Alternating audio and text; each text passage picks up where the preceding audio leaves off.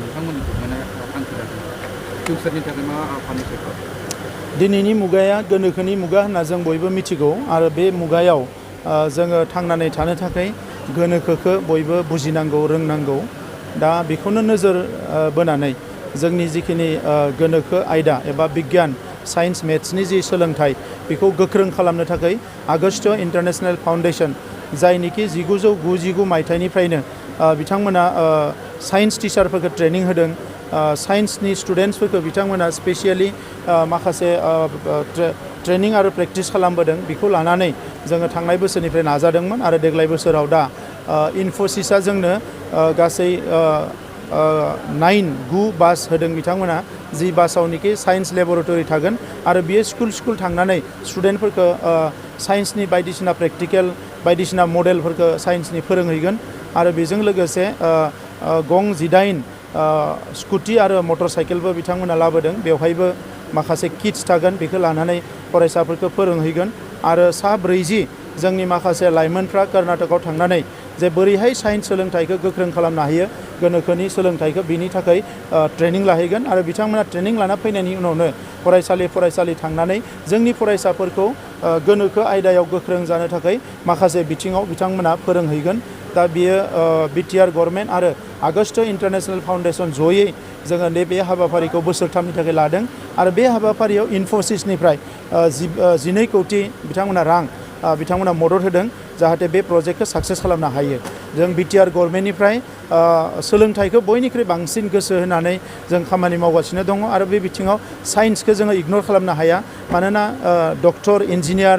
माखासे टेक्निकेल जुदि डिग्री लानांगौबा बा कर्स लानांगौब्ला फरायसाफ्रा साइन्सनि जि गियान साइन्सनि जि नलेज बियो बांनांगोन दा बेनिखायनो बेखौ नोजोर बोनानै जोङो नैबे प्रग्रामखौ दिनैनिफ्राय जागायबाय आरो बियो थाबैनो जोंनि फरायसालि थांगोन आरो 340 फरायसालियाव बियो गिबि जागायगोन बिनि उनाव नेक्स्ट बोसोराव आरो बांबावगोन नेक्स्ट बोसोराव आरो बांबावगोन जोङो लासैनो गासैबो फरायसालिनि साइन्स जि डिपार्टमेन्ट बेखौ जोङो बेजों लोब्बा लानायनि थाखाय जोङो माखासे हाबाफारि लादों आरो बेजों लोगोसे जोङो बड'लेण्ड सरकारनिफ्राय मोनसे साइन्स एजुकेशन बोर्ड दानो सानदों जेरावनोखि साइन्सनि थाखाय माखासे खामानि मावनो हायो आरो मोनफ्रोमबो साब डिभिजनाव साइन्स क्लाब दानाय जागोन जेरावनोखि बे साइन्स क्लाबा जोंनि फरायसालिफोरनि फरायसाफोरखौ बोरैहाय साइन्सनि नलेजखौ बांहोनो हायो बिनि थाखाय अरायसम खामानि मावबाय थागोन आरो जोंनि गभर्नमेन्टआ बिथांमोनखौ अरायसम मदद होबाय थागोन दिनैनि जिथुनाखि नैबे हाबाफारि बिथ'नायखौहाय मोजां महराव जाफुंहोनो थाखाय जायफोरा दायथ' मोनबाय बिथांमोनखौ मा खावलायगोन बिथांमोना खामानि मावनांगोन आरो बिथांमोनजों जों अरायसम नांथाबनानै थाबाय थागोन जायफ्रा ट्रेनिं मोनगोन बिथांमोना बेखौ स्कुल थांनानै फोरोंगिरिफोरजों सावरायनानै फरायसाफोरजों साइन्सनि स्टुडेन्टफोरजों इन्टारेक्ट खालामहैगोन बे परिबेसखौ बिथांमोना दानानै लानांगोन आरो बिथांमोननि थाखाय जों अरायसम जोङो मदद होनायनि प्रसेसा गभर्नमेन्ट साइडनिफ्राय अरायसम थाबाय थागोन बड'लेण्ड मुलुगसोलोंसालियाव एसामिस आरो बर'नि आयदाखौ लानानै इंलिस साबजेक्टखौ फरायनांगौ होननानै मोनसे थासारि सोलिगासिनो दा बियो बारा गिदिर आयदा नङामोन नाथाय बेखौ एसे गुवार खालामदों आरो मुलुगसोलोंसालिखौबो आं खावलायदों मानोना बिमा रावखौ मालाबाबो इगनर खालामनो नाङा आरो इंलिसखौ फोरोंनांगौ इंलिसखौ रोंहोनांगौ बिनि थाखाय स्पेसियेलि माखासे हाबाफारि बिथांमोना लानांगौ नाथाय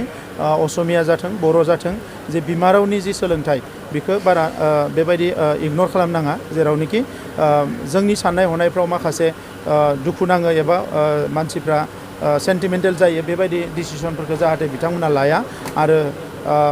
इंलिसखौ बिथांमोना स्पेसियेलि फोरों नाथाय बिमा रावखौबो फोरोंबाय थानो थाखाय आरो बिनि थाखाय लिरनायनि बेबस्था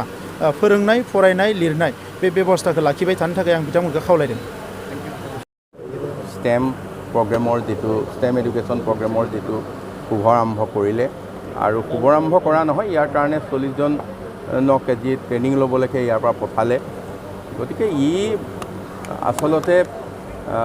ছাত্ৰ ছাত্ৰী উপকৃত নহয় ই এটা আমাৰ গোটেই ক্ষেত্ৰখনতে আমাৰ শিক্ষা ক্ষেত্ৰখন আৰু শিক্ষা ক্ষেত্ৰ নহয় ইয়াত সকলোকে সামৰি লয় এইজন ছাত্ৰ ছাত্ৰীয়ে আগলৈ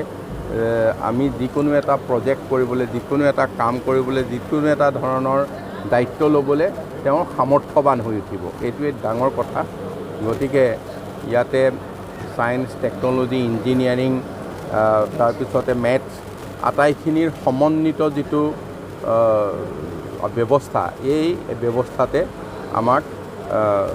যথেষ্ট উপকৃত কৰিব ভৱিষ্যতৰ এজন ছাত্ৰ ছাত্ৰীক ভৱিষ্যত এজন খুব ভাল ধৰণে